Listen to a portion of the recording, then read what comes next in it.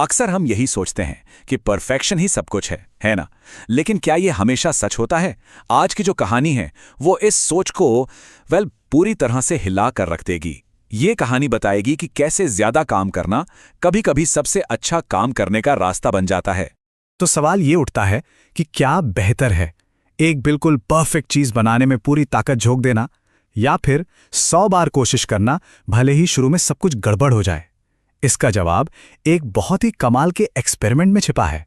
तो चलिए सीधे कहानी पर चलते हैं। बात है साल 1981 की। अमेरिका में एक सिरेमिक्स यानी मिट्टी के बर्तन बनाने की क्लास थी और वहां के प्रोफेसर ने सोचा कि चलो कुछ अलग करते हैं। उन्होंने अपनी क्लास के साथ एक ऐसा प्रयोग किया जो सीखने के हमारे तौर तरीकों पर ही एक बड़ा सवाल खड़ा कर देता है। तो प्रोफेसर ने क्या किया, उन्होंने पूरी क्लास को 2 टीमों में बांट दिया और उन्हें दिया 10 दिन का एक चैलेंज।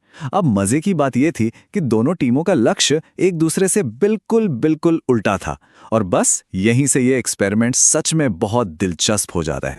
अच्छा, तो ये 2 ग्रुप्स थे कौन? समझिए, पहला ग्रुप था क्वालिटी ग्रुप या कह लीजिए गुणवत्ता ग्रुप। इनको बोला गया कि देखो, तुम्हें सिर्फ बस एक मटका बनाना है, लेकिन वो बिल्कुल परफेक्ट होना चाहिए। सारी ग्रेडिंग उसी एक मटके की खूबसूरती पर होगी। और दूसरी तरफ था क्वांटिटी ग्रुप यानी मात्रा ग्रुप। इनका लक्ष्य एकदम उल्टा। इनको कहा गया कि क्वालिटी वगैरह की चिंता छोड़ो, बस जितने ज्यादा से ज्यादा मटके बना सकते हो बना डालो। इनकी ग्रेडिंग होगी मटकों की गिनती पर, भले ही वो कैसे भी दिखें। तो ठीक है, दोनों ग्रुप्स अपने अपने काम पर लग गए। दिन बीतते गए, 10 दिन पूरे हो गए और फिर आया नतीजों का दिन। जब फाइनल रिजल्ट सामने आए ना, तो जो दिखा उसने सबको हैरान कर दिया। यहां तक कि प्रोफेसर खुद भी चौंक गए थे। अब इससे पहले कि ये बताया जाए कि हुआ क्या, जरा एक अंदाजा लगाइए। क्या लगता है, सबसे बेहतरीन, सबसे खूबसूरत मटके किस ग्रुप ने बनाए होंगे? वो जिन्होंने परफेक्शन पर फोकस किया, या वो जो बस गिनती बढ़ाने में लगे थे? और यकीन मानिए, नतीजा चौंकाने वाला था। सबसे अच्छे, सबसे सुंदर और सबसे उत्तम मटके मात्रा वाले ग्रुप ने बनाए थे। जी हां, बिल्कुल सही सुना। वही ग्रुप जिसे क्वालिटी की फिक्र करने से मना किया गया था। मतलब हुआ ये कि क्वांटिटी ग्रुप ने सिर्फ ज्यादा मटके तो बनाए ही, लेकिन उनके बनाए हुए मटके क्वालिटी ग्रुप की कोशिशों से भी कहीं ज्यादा खूबसूरत और तकनीकी रूप से बेहतर थे। लेकिन सवाल यह है कि ऐसा हुआ कैसे? तो आखिर इसके पीछे का राज क्या था? इसका जवाब छिपा है सीखने की साइकोलॉजी में। चलिए जरा से समझने की कोशिश करते हैं। देखिए, जो क्वालिटी ग्रुप था ना, वो असल में परफेक्शन के जाल में फंस गया। वो लोग बस सोचते ही रह गए, एक परफेक्ट मटका कैसा होना चाहिए, उसकी थ्योरी, उसकी प्लानिंग, इसी में उनका सारा वक्त निकल गया। वो सोचते रहे, प्लानिंग करते रहे, पर असल में उन्होंने कुछ बनाया ही नहीं। और वहीं दूसरी तरफ क्वांटिटी ग्रुप ने क्या किया, उन्होंने पहले दिन से ही मटके बनाने शुरू कर दिए।